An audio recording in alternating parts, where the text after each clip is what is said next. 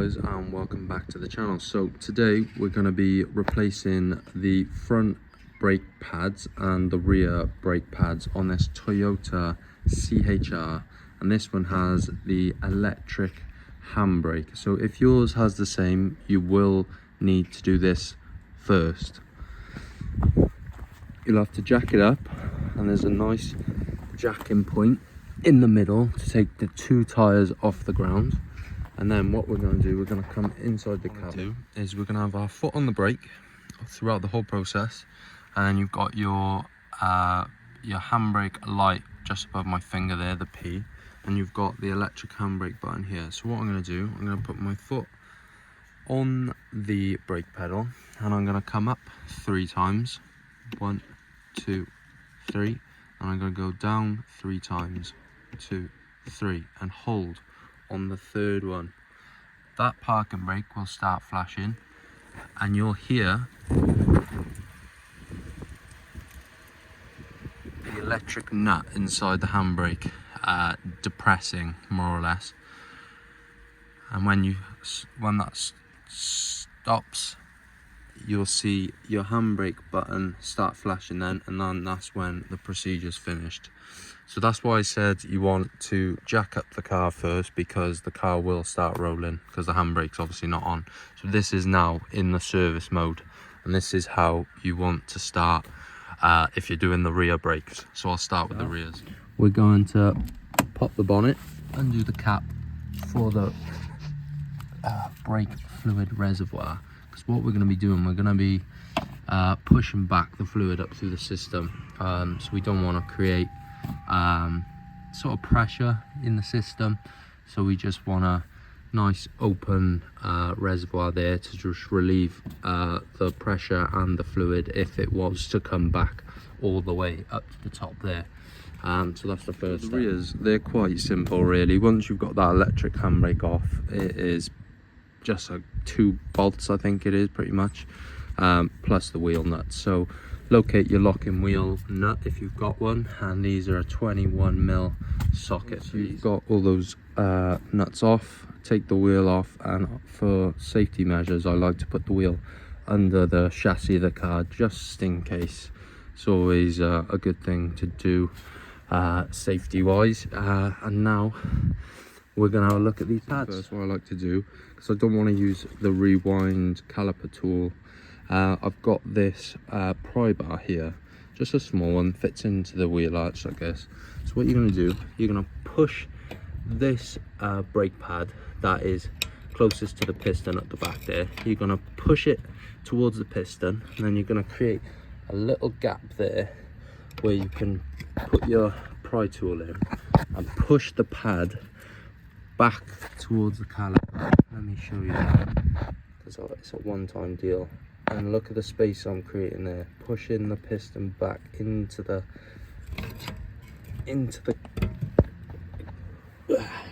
caliper. So that is job done there, so you don't have to use anything else then. That's the first job. And now we can get the 213mm off of the caliper here. This takes the caliper carrier away from the caliper, and you will just need a 17mm just to hold this nut in on this side here. So 13 on the back, 17 there. 2 bolts are out. We can shimmy the caliper carrier just towards the back there. That should be okay like that. And what you're going to do, you can do this by hand. You can just pull these out of the carrier here. Sometimes they get a little stuck, so just pop them out. And the one on the back, just wiggle, and you'll see that there's this wear sort of indicator here on the back one. Just remember that one goes in the back. In my kit, I've got these new sort of shims that go into the caliper carrier, sorry, and we're just going to remove these and replace them. They're pretty straightforward. This one metal clip is always on the outside. Make sure it's not on the inside, because it will score the disc. So just make sure you get the right one to the right side. If you're not like me and you've just got the pads, you can give these a wire brush whilst they're in the carrier there, and they'll be good to go for a second time round. But if they are looking rusty, worn, misshaped, I would replace them. But these were definitely good enough to go again, but if I've got them, I'm going to use them. So now on to refitting the new pads in every install, but always make sure your pads are the same as the ones that you've taken out, because sometimes you can be given the wrong parts or order the wrong parts by mistake. So just make sure they're the same size overall, same shape, got the same sort of everything going on with them.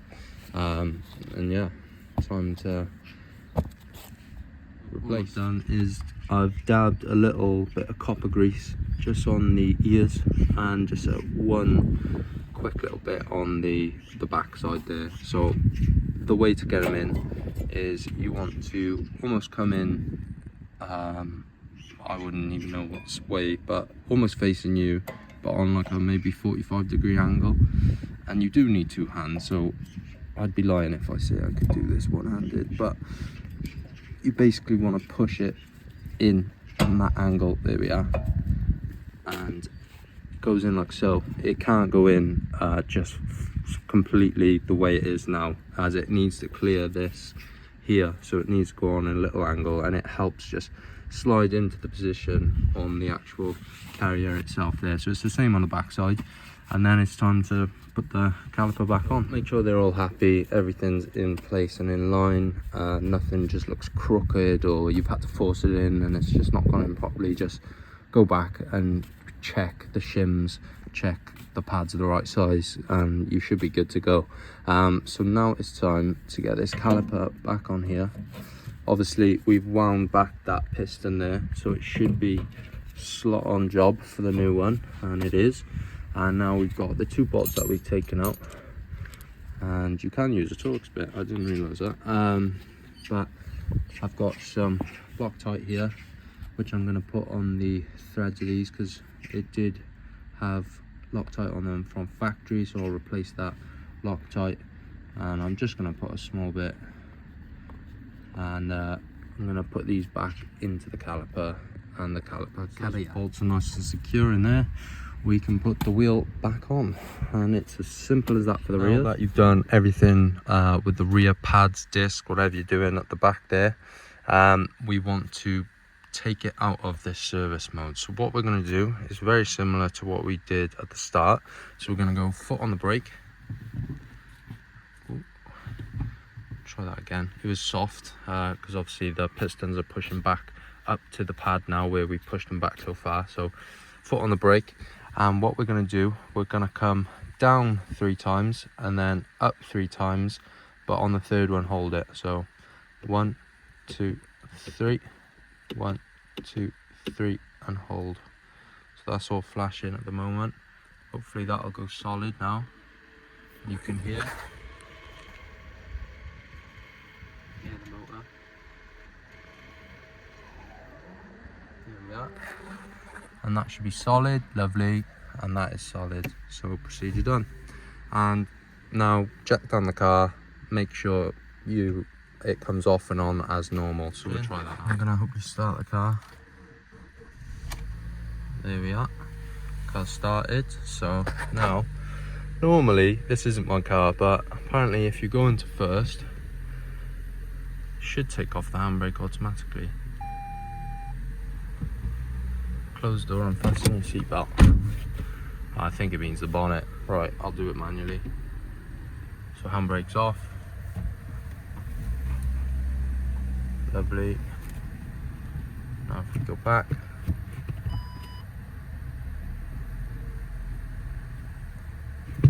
Handbrake. I felt the pedal. Lovely. All works great. And we're not rolling. So that is the rear's done now. So what we're going to do, same story, jack it up, take the wheel off. That's the first thing to do on the front. What I like to do on the front is turn the wheel towards you, so you've got some access on the back of the caliper here. So it's the same 13mm on the back, but what I'm going to do is I'm just going to crack off the top one, and then I'm going to take the bottom one completely out, and then what I'm going to do is use the top bolt as a hinge, so we don't have to float this caliper anywhere, zip tie it up to the spring, anything. We can just fold it onto the top. So I'll show you that. Similar thing to what we did on the rear, but this one's a little different. So what I'm going to do, I'm going to push the caliper back onto the disc using the pry bar, just trying to push that. So that what I'll do, I've created a little gap there between the pad and the piston. So now I can press that pad towards there, the piston, and then I'm going to slot my pry bar in between the pad and the piston. You never want to do pry bar between the pad and the piston. You don't want to damage the piston. It's much easier to do with the pad, and we're going to do the same thing. Press this back so we don't have to use the rewind tool. Don't force it, just give it some good pressure and let it do its thing, and just do that until we're pressed all the way back into the caliper. And I think that is good. Once we've done that, we can then undo the bottom bolt just like so. We've cracked off the top, and we should be able to use it as like a hinge. Where's my, might be just a little more off the top. Need two hands, let me show you. Bolt's still in, and I can just flip that over there. And it's nice and easy, doesn't put any strain on the brake pipe, the brake hose, and there we are. So take off your pads like we did on the rear, and these aren't hard to do. These just are a little more involved compared to the rears. So I'll show you what I mean by that now. Got these new shims again for the fronts, and I've got these new springs, I want to call them, for the pads.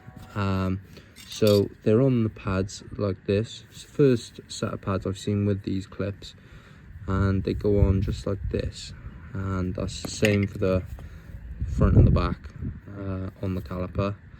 And then we have these shims once again on the caliper carrier, but the tops have a different shape shim compared to the bottom. So I'll show you. This is the bottom, just like that, and then which one's the top? This one's the top.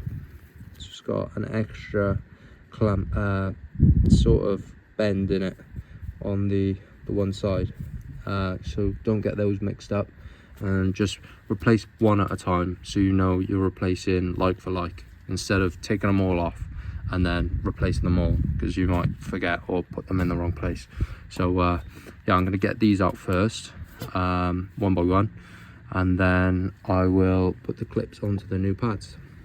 Clips, there's nothing difficult about them. There's little grooves on the pad side, and all you do is just slot these. I'll try and show you, but just slot them into position with the, so not the coil, but the curved side facing the back, just like that. Fitting is the same sort of system that I used on the rear. We're going to come in at angle, so we push these springs down into the carrier and the shim there. So we're going to do that in unison there, and hopefully got them in, and that's how it's done. All you do is just push that in and they go into place. You don't need to use any tools, just push it in downwards and then inwards at the same sort of time. I'm just double checking that the shims that I've put in are not touching the disc whatsoever, because we don't want any scraping. And yeah, just double check again that everything lines up and all sits sort of comfortably in the way it wants to go. And I'm just going to put a little coat of copper grease on the front and the back here, and then we're going to fold this back down and put the bolt back in, tighten them both up, wheel back on, job done. Sure you use Loctite on your bolts, the top and bottom, because I did crack the top off, which does release sort of the properties that the Loctite actually uses. So I'm just going to tighten them both back up now and straighten this out, put the wheel back on. If you do not have new clips and shims, once again with the fronts, they are reusable if they're in good condition. So don't worry if your kit didn't come with them. You can always buy the kit or you can reuse the kit. So now let's get this wheel back on. That is why you take off the cap, because it pushes all the fluid back up. So once I press the pedal now, that'll go down, which I'll show you now. It's gone down slightly, but it'll go down even more with use now. But yeah, it got very close to tipping out. But now that we're done, we can put this cap back on nice and tight, and we can shut the bonnet. And yeah, make sure you torque up your wheels. I do about 140 Newton meters, but every car is different. But as a general, I do 140. There we have it, a little bit dirty from that. But all I want to say is I hope this helps someone. And normally I like to drive about 100 miles without driving too heavy footed on the brakes or the accelerator. No harsh braking, just so those pads marry up to the old discs. You may be replacing new discs and new pads, but you always want to just drive quite smoothly and just let those pads bed into the discs. If your pedal's spongy for any reason, it shouldn't be. After doing it, you may need to look into bleeding your calipers, and that's a separate video, separate sort of process, but it's simple to do. Anyone can do this at home if you've got the tools. Yeah, I implore you to try and do this yourself. You don't need any special equipment. It's all pretty simple stuff, I'd say. It's just clips, bolts. Yeah, thanks for watching, guys. Catch you on the next one. Peace.